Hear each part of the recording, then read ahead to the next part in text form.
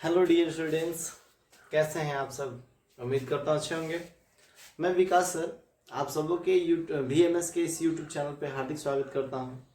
आज मैं आप सबके लिए लेकर के आया हूँ कक्षा 10वीं की चैप्टर 8 जिसका नाम है त्रिकोणमिति। डियर स्टूडेंट्स, इस चैप्टर का खासियत मैं बता दूँ।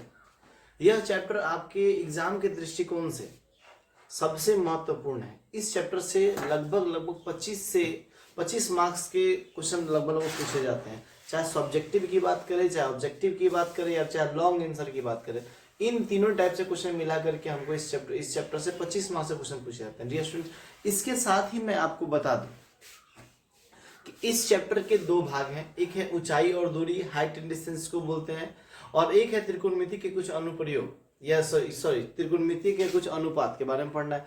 तो इन दो पार्ट्स के बारे में चैप्टर 8 और चैप्टर 9 इन दोनों को मिला करके आपको आपके एग्जाम के दृष्टिकोण से टोटल 25 मार्क्स के क्वेश्चन लगभग पूछे जाते हैं।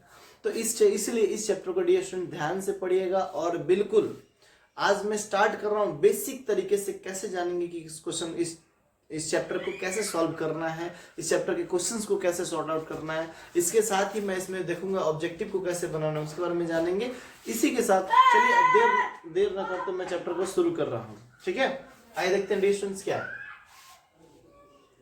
तो सबसे पहले बात तो इसलिए इस चैप्टर को पढ़ना बहुत ही जरूरी है। इसके साथ ही ये त्रिकोणमिति जो है आपके डेली लाइफ में भी यूज होता है। जैसे आप देखते हो कि किसी फ्लोर की लंबाई कितनी है और उसके बाद उसके सामने जो दीवार खड़ा है उसकी ऊंचाई हमें ज्ञात करनी है, तो हम इस चैप्टर से इसका पता कर सकते हैं। इसके साथ ही डियर स्टूडेंट्स किसी पेड़ की ऊंचाई, किसी नदी की चौड़ाई, इस सब के लिए भी हम इसके लिए प्रयोग कर सकते हैं। इसके अलावा डियर स्टूडेंट्स इंजीनियरिंग में, मैकेनिक्स में, या फिर जो भी नए बड़े बड़े फैक्ट्रीज हैं, इन सभी में भी त्रिकोणमिति का बहुत बड़ा योगदान था डियर स्टूडेंट्स। आज से पहले लगभग 1600 ईस्वी के करीब में सर्वप्रथम हिपार्कस ने ही त्रिकोणमिति के बारे में बताया था। तो आप यहाँ समझ सकते हैं कि त्रिकोणमिति का जन्मदाता आप हिपार्कस को लगभग बोल सकते हैं।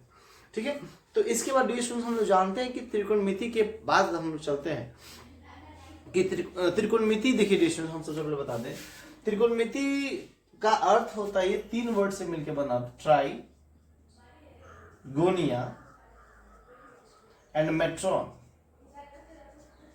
इन 3 ग्रीक वर्ड से मिलकर के त्रिकोणमिति बना डियर स्टूडेंट्स। अब देखिए तीनों अर्थ का मतलब क्या है। ट्राई का मतलब था 3, गोनिया का मतलब होता है कोण, और मेट्रॉन का मतलब होता है माप। तो 3 कोण माप, तो ऐसा कौन सा आकृति है, ऐसा कौन सा शेप है जिसमें 3 कोण होते हैं। तो आपके मन में ख्याल आ गया होगा कि डियर स्टूडेंट्स की ऐसा तो त्रिभुज ही है जिसके 3 कोण होते हैं। तो आइए देखते हैं। तो ये आपके पास हो गया त्रिभुज। तो त्रिभुज जैसे नाम ले लेते ए, बी और सी। ABC एक त्रिभुज है। तो इसमें कितने कोण एडिशन, तो देखिए पहले हम इसके भाग के बारे में जानते हैं। तो इसके 2 भाग होंगे, एक होगा भुजा और दूसरा होगा आपका कोण। ठीक है, तो डियर भुजा की मैं बात करूं तो देखो आप यहाँ से AB एक भुजा हो गया, BC एक भुजा हो गया, और AC 3 भुजा, तीसरा भुजा हो गया, यानी कि इसमें 3 भुजाएं हैं। भुजा की संख्या कितनी है? 3। कौन कौन से? एक AB हो जाएगा, एक BC हो जाएगा, और एक हो जाएगा आपका AC हो जाएगा। उसके अलावा डियर स्टूडेंट्स कोण की मैं बात करूं तो इसमें भी कोण जो है 3 है। तो देखिए 3 कोण कौन कौन से है?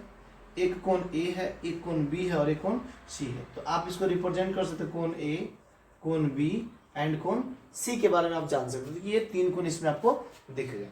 तो अब आपने देखा कि त्रिभुज के 3 पार्ट्स, 2 पार्ट्स में क्या है? भुजा और कोण, और उसमें क्या है? भुजा की संख्या 3 है, कोण की संख्या कितनी है? 3 है। अब डियर स्टूडेंट बात आती है कि त्रिभुज कहते किसको है। तो 3 सरल रेखा खंडों से घिरी हुई आकृति को हम क्या कहते हैं? त्रिभुज कहते हैं। 3 सरल रेखा खंडों से घिरी हुई समतल आकृति को हम क्या कहते हैं? त्रिभुज कहते हैं। इसके बाद हम लोग देखते हैं कि त्रिभुज के प्रकार।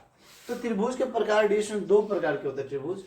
त्रिभुज 6 प्रकार के होते हैं, लेकिन इसको बांटा गया है 2 प्रकार से। अब 2 भाग में कैसे बांटा गया है? एक बांटा गया इनके भुजा, इनके कोण, यानी कि भुजा के आधार पे, और दूसरा बांटा गया इनके कोण के आधार पे। अब भुजा के आधार पर त्रिभुज की मैं बात करूं तो भुजा के आधार पर त्रिभुज 3 होते हैं, और कोण के आधार पर त्रिभुज 3 होते हैं। अब ये कौन कौन से? तो देखिए भुजा के आधार पर स्टूडेंट्स, भुजा के आधार पर त्रिभुज एक हो गया समबाहु त्रिभुज। समबाहु त्रिभुज जिसकी तीनों भुजाएं क्या होंगी? आपस में बराबर होंगी। आप बोल सकते हैं इसको दूसरा होता है समद्विबाहु त्रिभुज, जिसकी कोई दो भुजाएं आपस में क्या होंगी, बराबर होंगी। और एक होता है डियर स्टूडेंट विषम बाहु त्रिभुज, विषम बाहु त्रिभुज, जिसके कोई भुजा आपस में क्या होंगे, बराबर नहीं होंगे।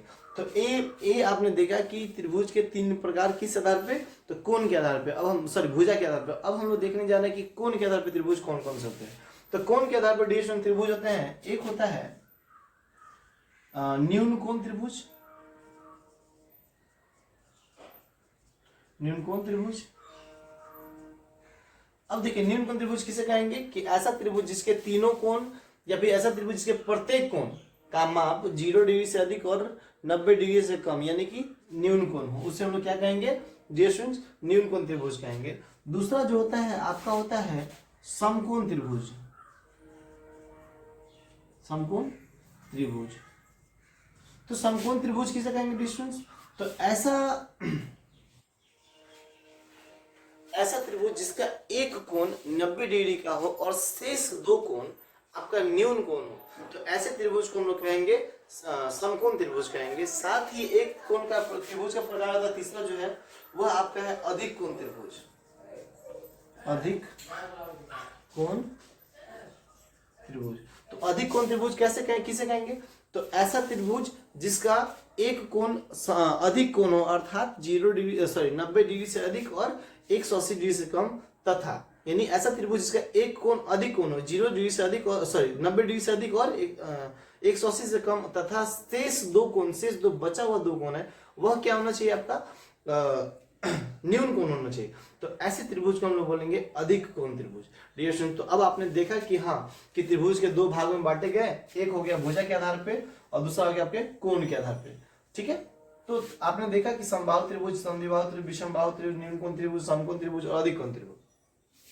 तो ये जो त्रिकोणमिति है यानी कि तीन कोणों का माप जो ट्रिगोनोमेट्री पढ़ना है, इन सभी त्रिभुज में हमको इसके बारे में इसमें नहीं पढ़ना है। इन सब के बारे में छोड़ करके, इन पांचों के बारे में छोड़कर सिर्फ और सिर्फ समकोण त्रिभुज के बारे में ही पढ़ना है, सिर्फ और सिर्फ समकोण त्रिभुज के बारे में पढ़ना है। यानी इट मींस दैट कि पूरा का पूरा ओवरऑल जितने भी त्रिकोणमिति संबंधित है वो सबके सब किस पे डिपेंडेंट है, आपके समकोण त्रिभुज पे ही आश्रित है। जी स्टूडेंट्स, इतना तक नोट कीजिए, फिर मैं आपको आगे चलता हूं, बताता हूं।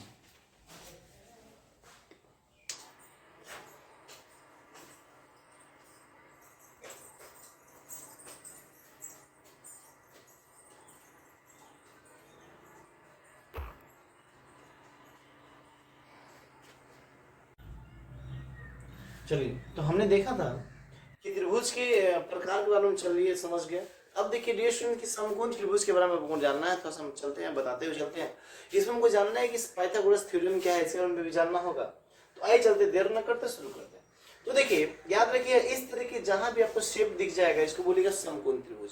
यहाँ देखिए जहाँ पे देखिए ABC एक त्रिभुज है, जहाँ पे B जो है आपका 90 डिग्री का कोण बना रहा है, 90 अंश का माप का कोण बना रहा है, जिसको हम लोग बोलेंगे समकोण। और समझिए समकोण के सामने वाला भुजा को हम लोग कर्ण बोलते हैं। समकोण को सामने वाले भुजा को हम लोग क्या बोलते हैं, कर्ण बोलते हैं। या यूं कह लीजिए कि समकोण त्रिभुज में सबसे बड़ी भुजा को हम लोग कर्ण बोलते हैं। इसको हम लोग H से इंडिकेट करते हैं, H से दर्शाते हैं, इसलिए क्योंकि इसका इंग्लिश में होता है हाइपोटेन्यूस, हाइपोटेन्यूस होता है आपका।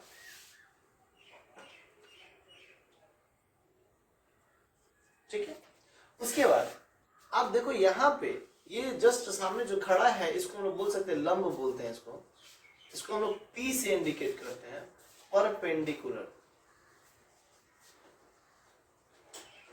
ठीक है, और देखिए ये जो जो त्रिभुज आपको दिख रहा है समकोण त्रिभुज, ये पूरा का पूरा किस पे डिपेंड है, BC लाइन पे आश्रित है। अगर BC लाइन को हटा दें तो पूरा का पूरा बिल्डिंग क्या हो जाएगा, गिर जाएगा।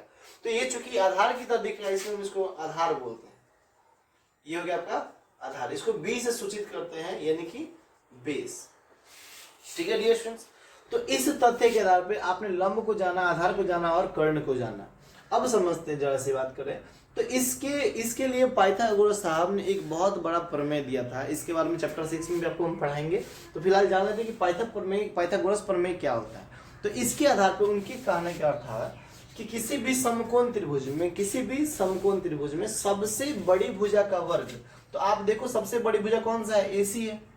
तो सबसे बड़ी भुजा का वर्ग बराबर होता है शेष, बराबर होता है शेष दोनों भुजाओं के वर्गों के योग के बराबर, बराबर दोनों शेष यानी AB और प्लस BC शेष दोनों भुजाओं के वर्गों के योग के बराबर होता है। यही आपका पाइथागोरस थ्योरम है डियर स्टूडेंट्स, और इसी बात को हम चैप्टर 6 में प्रमाणित भी करेंगे।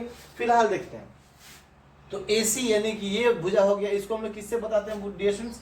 H से बताते हैं। तो H की जगह पर हम यहाँ लिख सकते हैं AC की जगह पर AC की जगह पर H लिख सकते हैं। AB को हम लोग P से इंडिकेट करते हैं, AB की जगह पर हम लोग क्या कर सकते हैं? P लिख सकते हैं, प्लस BC की जगह पर हम लोग क्या लिख सकते हैं? B लिख सकते हैं।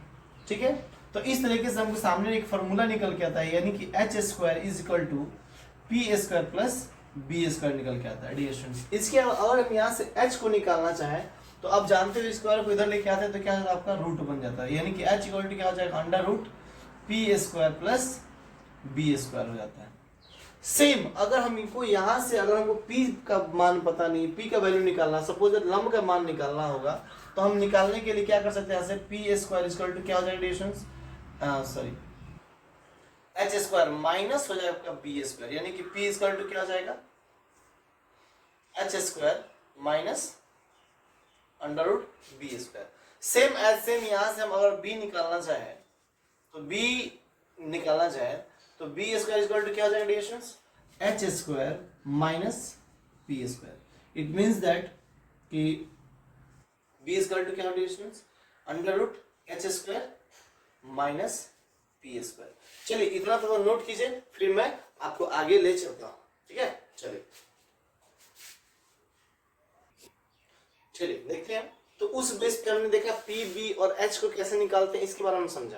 अब हम देखते हैं डियर स्टूडेंट्स की कैसे उसका यूज करके हम इन सभी त्रिभुज के भुजाओं को पता करते हैं। तो देखिए डियर स्टूडेंट्स, आपने देखा था AB जो है लंब है, ठीक है, और BC जो है आधार है। यहाँ पे हमको कर्ण पता नहीं है, यानी कि H पता नहीं, तो H निकालने के लिए आपने देखा था सूत्र क्या था dear students? P² plus B²। तो यहाँ से आप देखो P का वैल्यू कितना है? 3 है, तो 3 का स्क्वायर कर लो, प्लस B का वैल्यू कितना है? 4 है, तो 4 का स्क्वायर कर लो। अब देख लो 3 का स्क्वायर कितना हो जाता है? 9, और 4 का स्क्वायर कितना होता है? 16। अब दोनों को ऐड कर लो तो कितना हो जाए? 25, और डियर स्टूडेंट 25 का वर्गमूल कितना होता है? 5। इट मीन्स दैट कि H का वैल्यू कितना आ गया? 5। सेम एज सेम यहाँ से आपको निकालना है क्या? तो यहाँ देखो आपको H पता है, P पता है, B का वैल्यू पता नहीं। तो B निकालने के लिए अभी मैंने सूत्र देखा था, आपने क्या देखा था कि H² माइनस P²। तो H का वैल्यू क्या हो जाता है डियर स्टूडेंट्स? 10 का स्क्वायर हो जाएगा, 10 का स्क्वायर करोगे, और माइनस P का वैल्यू कितना है? 8 का स्क्वायर करोगे। ठीक है, 10 का स्क्वायर हो जाएगा आपका 100, और 8 का स्क्वायर कितना हो जाएगा आपका? 64। 100 में से 64 घटाओ तो कितना हो जाएगा डियर स्टूडेंट? 36, और 36 का स्क्वायर, 36 किसका स्क्वायर? 6 का। तो जब 36 का वर्गमूल निकालेंगे तो आंसर आपका 6 आ जाएगा। इट मींस दैट कि यहाँ से हम B का वैल्यू निकाल लिए। सेम एज सेम यहाँ आप देखते हो, यहाँ पे क्या पता नहीं है? तो P का वैल्यू पता नहीं, तो P निकालने के लिए भी अपने आप लोगों ने सूत्र पढ़ा था H² माइनस B²। H का वैल्यू क्या हो जाता है? H का वैल्यू हो जाएगा आपको यहाँ पे 13, तो आप 13 का स्क्वायर कर लो, माइनस B का वैल्यू 12 है, तो आप 12 का स्क्वायर कर लो। 13 का स्क्वायर कितना होता है डियर स्टूडेंट्स?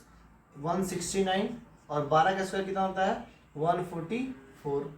तो चलो 169 में से 144 घटा दो, आपका 25 आएगा, और यहाँ 24 आप जानते हो किसका स्क्वायर है, तो 25 का जब वर्गमूल निकालेंगे तो कितना आपका स्टूडेंट्स? 5 हो जाएगी। यानी से आपने यहाँ से P का वैल्यू नोट कर निकालना, P का भी निकाला, B का भी निकाला, और H का भी निकाला। ठीक है, तो इस हिसाब से हम इसका वैल्यूज को निकालते हैं। अब देखते हैं इसका यूटिलाइजेशन क्या है, तब तक आप इतना नोट कीजिए, फिर मैं आपको आगे बताता हूँ। देखिए अभी तक तो मैंने बिल्कुल बेसिक जानकारी आप लोगों को दिया।